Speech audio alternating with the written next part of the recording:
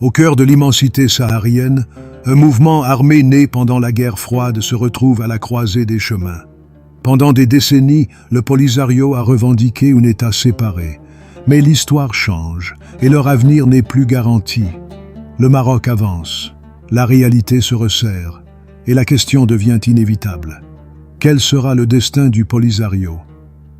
À mesure que les pays s'alignent sur l'initiative marocaine d'autonomie, la base de soutien du Polisario s'effondre.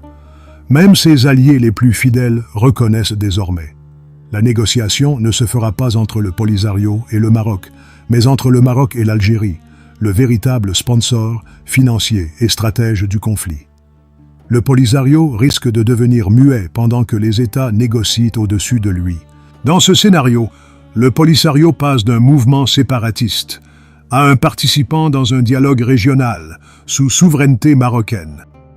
Sur le terrain, le Sahara marocain se transforme. Ports, autoroutes, énergie renouvelable, emploi.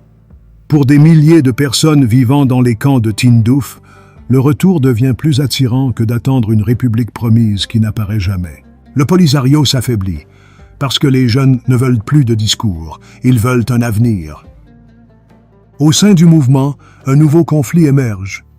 Une élite vieillissante, installée confortablement à l'étranger, face à une génération dans les camps, exigeant des résultats. La désillusion se propage. Le Polisario pourrait se fragmenter en factions, certaines poussant vers la paix, d'autres s'accrochant à une cause perdue.